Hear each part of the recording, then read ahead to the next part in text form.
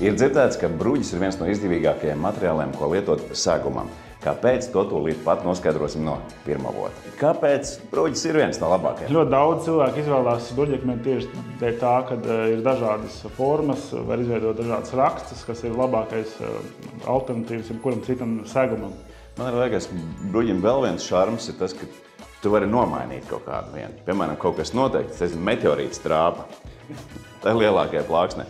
Paņem viņu uzmanīgi, noliec malā un piezvan brikers un pasūt jaunu.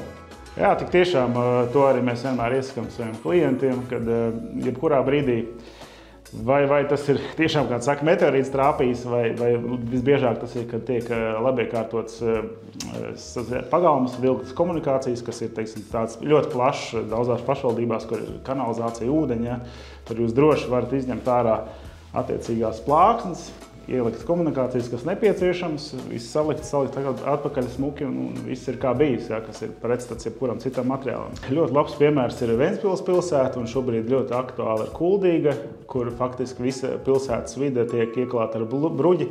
Un viņi arī paši, kā saka, uzsver tieši to, ka bruģis ir tas materiāls, ar kuru vienmēr var izņemt, ielikt, ja, un tā kā iet solis priekš. Cik daudz bruģi dažādas formas ražo brikers? Brikers ražo vairāk kā 50 dažādu bruģu formas, un tad nāk neskaitāms apstrādes veids, kur beigās nonākam ap 2000 produktu. Ja tik daudz formas, tik daudz variantu, kā ir ar ieklāšanu? Cik tas ir svarīgi? Vai varbūt, es nezinu, savām rokām cilvēks ņem lāpstu un mēģina, vai kāds? Jā, tik tiešām tas ir iespējams, jā, kā saka, tas arī raidījums saucās Es varu pats, un tā ir, cilvēks var pats ieklāt.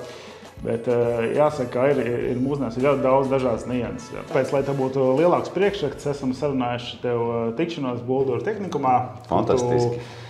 Redzēsi, kā tas process notiek tieši ieklāšanā, bet ar tevi, Ants, mēs tiksimies nākošanedēļ Dobelē, brikers ražotnē, kur jau tu redzēsi, kā tiek ražots bruģakmens. Paldies! Tiekamies pēc nedēļas, noteikti izstāstīšu, kā man gāja Bulduros. Sveiks!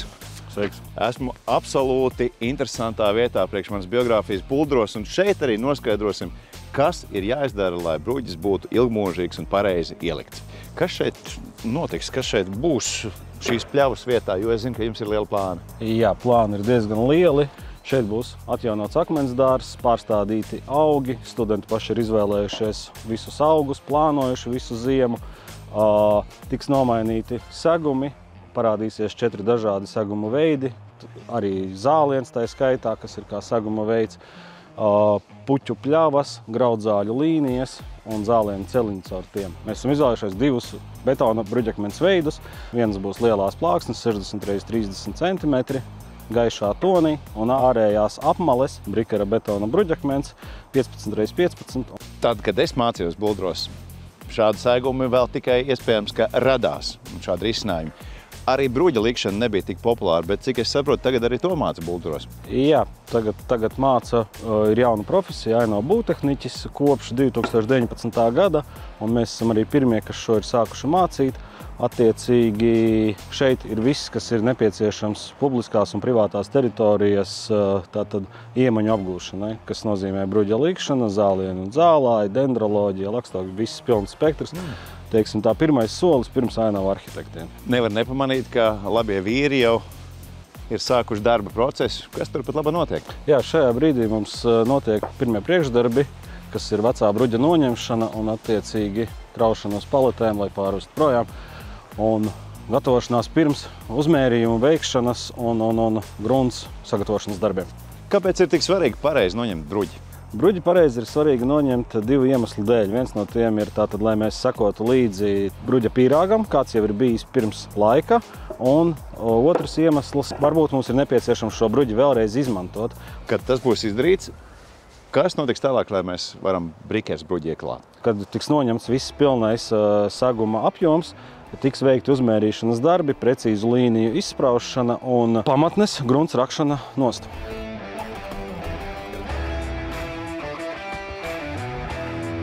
Šis ir tas labais piemērs. Brikers bruģis. Jā, tieši tā. Šis ir tas labais piemērs, jau uzlikts kuru arī es pats esmu licis un piedalījies pie viņa ieklāšanas. Tieši tāpēc tas segums, ko mēs tagad gatavojam, tas pats raksts tiek saglabāts tur, kopējot šo.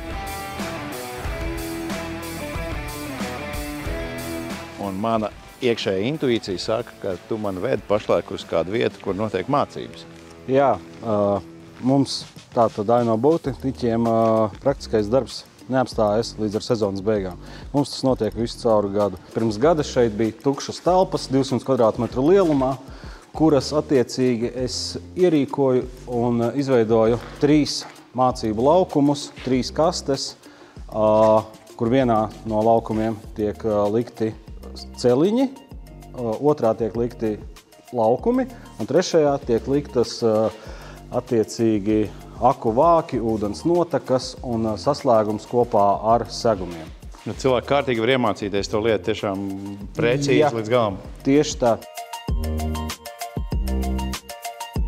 Un šeit mums atrodas vēl viena daļa no Brikeres saražotā bruģa, bruģa apmalītēm un pakāpieniem. Tad te jau var vispār, te var students izmēģināt pilnīgi visus gandrīz vai variantus. Jā. Nu, visus ne, bet es domāju, ka lielākoties saskarās. Jā, lielākoties. Un šeit arī mums ir tāds kā poligons bruģim, kad, ja atbrauc cilvēki uz siltumnīcām, tad viņi var pienākt un pastīties no sortimenta.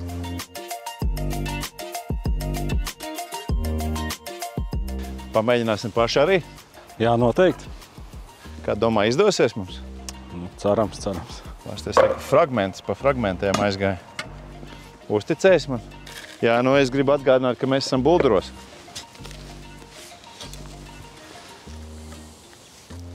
Nu, lūk, un to, kā šeit izskatīsies, pēc nedēļas mēs parādīsim jums pavisam drīz.